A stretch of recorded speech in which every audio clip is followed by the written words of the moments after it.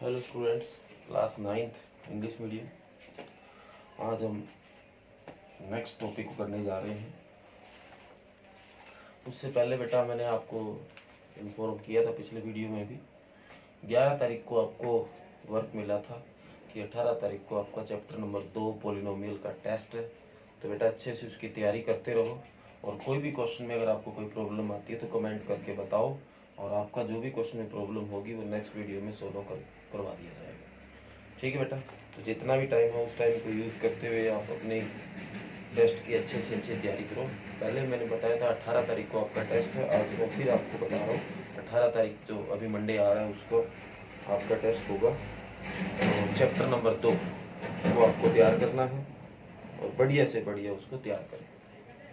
उससे पहले बेटा आज हमें नेक्स्ट चैप्टर, पहला चैप्टर हमारा पूरा हो गया था, पर किसी बच्चे के एक्सरसाइज 1.5 का जो पहला क्वेश्चन है उसमें प्रॉब्लम है। इसको करने के बाद आप आगे बढ़ेंगे। तो देखो बेटा, आप सारे बच्चे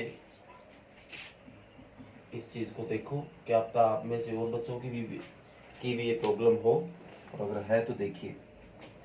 कहता है classify the following number as rational और इररेशनल। आपको ये बताना है कि ये जो नंबर है वो रैशनल है या इररेशनल, क्लासीफाई करना है। तो बेटा उस दिन की तरह मैं दोबारा बता देता हूँ। रूट में मोस्टली वो नंबर इररेशनल नंबर कहलाते हैं जिनका ऊपर रूट सोल्व नहीं कर सकते थे। मैंने एक दिन लिख के भी दिखाया था कि कौन कौन से ऐसे नंबर है। उसके साथ मैं आपको बताता हूँ, वो नंबर अगर किसी के डिवाइड में, मल्टीप्लाई में, प्लस में, माइनस में अगर लग जाए तो उस नंबर को भी इररेशनल नंबर बना देंगे। पर शर्त ये रहेगी, उसको आप देख लेना अगर वो सोल्व हो सकता है या नहीं हो सकता। कुछ ऐसी चीजें होती है जो सोल्व हो सकती है, और अगर आप डायरेक्ट उसको कह दे कि नहीं यहाँ पे रूट लगा हुआ है, ये तो इररेशनल है, तो कई बार वो गलत हो जाता है। तो इसलिए इस चीज का ध्यान दोगे। पहला पार्ट है 2 माइनस रूट 5। बेटा आप इसको कितना भी सोल्व कर लेना, ये ज्यादा सोल्व नहीं होगा। तो इस तरह का जो नंबर है, रैशनल नंबर किसी के माइनस में लगा हुआ, ये इररेशनल नंबर है। इसके सेकंड है, इसकी बात कर रहा था मैं, 3 प्लस रूट 23 माइनस रूट 23। तो इसको सोल्व किया, 3 प्लस रूट 23 पड़ा, और ये माइनस का रूट 23, ये माइनस ये प्लस कट हो गया, क्या बचा 3। 3 एक रैशनल नंबर है। इसके बाद बेटा नेक्स्ट है 2 रूट 7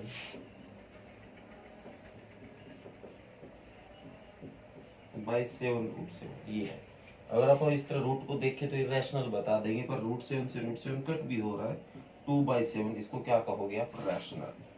तो ये जो नंबर होगा वो रैशनल होगा। इसी तरह ये नंबर भी क्या होगा, रैशनल होगा। और ये जो नंबर है वो क्या होगा, इररेशनल होगा। ओके बेटा, नेक्स्ट है 1/√2, फोर्थ पार्ट है। तो इसको आप कितना भी सोल्व कर लो, आपसे ज्यादा सोल्व नहीं होगा। तो डिवाइड में √2 लगा होने के कारण ये नंबर भी क्या होगा, इररेशनल। इसके बाद बेटा 2 पाई, इसके बारे में हमारी एक दिन लंबी बात हुई थी। पाई पाई जो नंबर है, देखने में आप कई बार उसकी वैल्यू पाई 22/7 जरूर लिखते हैं। और 9 अगर आपको याद नहीं है कि सर 22/7 हमें तो याद नहीं आ रही है, तो 9 से बेटा इसके ऊपर बहुत क्वेश्चन बनेंगे, तो आप ये चीजें सीख जाओगे। पर ये जो वैल्यू है वो अंदाजे से मानी गई है, और जब बात आप बिल्कुल क्लियरिटी से करते हैं तो अंदाजा नहीं चलता। तो इसीलिए जो अगर पक्की बात आप करते हो तो पाई एक इररेशनल नंबर है, और इररेशनल के 2 से मल्टी होने के कारण भी वो इररेशनल ही रहेगा। तो ये जो है वो इररेशनल नंबर है। तो ये बेटा आपने प्रॉब्लम पूछी थी, इसके मैंने 500 के 500 पार्ट आपको करवा दिए गए हैं। फिर भी अगर किसी बच्चे की कोई और प्रॉब्लम हो तो कमेंट कर सकते हैं। अब बेटा हमारा चैप्टर नंबर 1 पूरा हो गया, 2 हो गया, 3 हो गया, 4 हो गया। तो 4 चैप्टर पूरा होने के बाद आप नेक्स्ट जो चैप्टर स्टार्ट कर रहे हैं वो चैप्टर नंबर होगा 40। 40 नंबर आप चैप्टर स्टार्ट करने जा रहे हैं, स्टैटिक्स, जो कि आपको बड़ा इजी लगेगा। सिर्फ ये एक टारगेट था इसको शुरू करने का, कि आपको करने में ज्यादा दिक्कत ना आए। बेटा 14.1 एक छोटी सी एक्सरसाइज है, बस आपको समझना है कि इसमें हमें क्या करना है।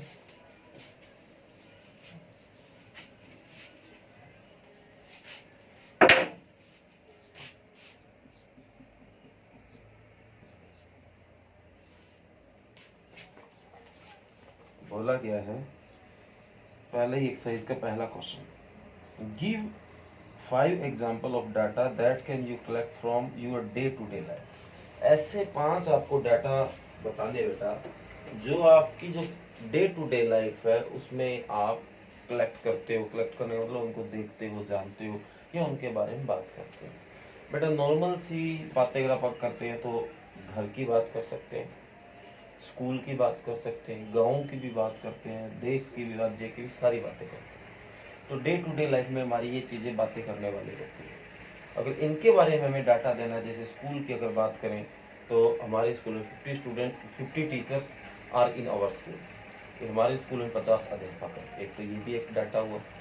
एक आप ये कह सकते हैं 30 स्टूडेंट इन आवर क्लास, 30 बच्चे हमारी क्लास के अंदर, इस तरह का डाटा कर सकते हैं। एक आप ये कह सकते हैं 5 मेंबर इन आवर फैमिली, ये कह सकते हैं।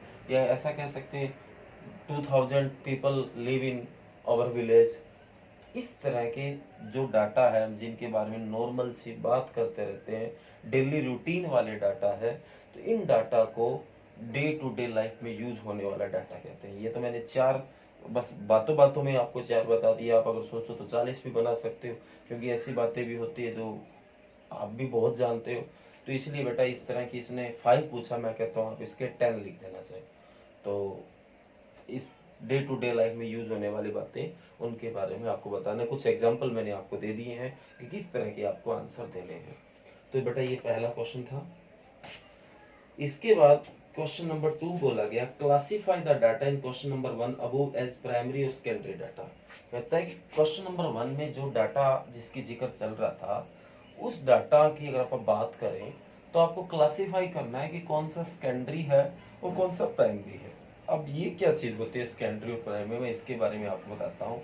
बेटा प्राइमरी वो डाटा होता है जिसका जिसका मतलब खोज जो सर्च है वो आप खुद करते हैं, और सेकेंडरी होता है जिसकी हम नहीं करते, बाहर से हमें पता चलता है। तो ऐसे डाटा जिनको हम खोजते हैं, खोजने का मतलब ये है कि जिनके बारे में हम डेली टच में रहते हैं, या हमारी अपनी पर्सनल बात जैसे कि स्कूल की अब बात हो गई या अपने घर की बात होगी, ऐसी जो आप बातें बताएंगे वो आपका प्राइमरी डाटा होगा। और इसके बाद जिसके बारे में आपा ने कुछ नहीं बताया, आपा कोई सोर्स नहीं बता रहे हैं, इस तरह के डाटा है वो सेकेंडरी डाटा होंगे। जैसे कि मैं आपको एग्जांपल देता हूं, Heights of 20 student of your class, इसके बारे में आप ही सर्च करोगे।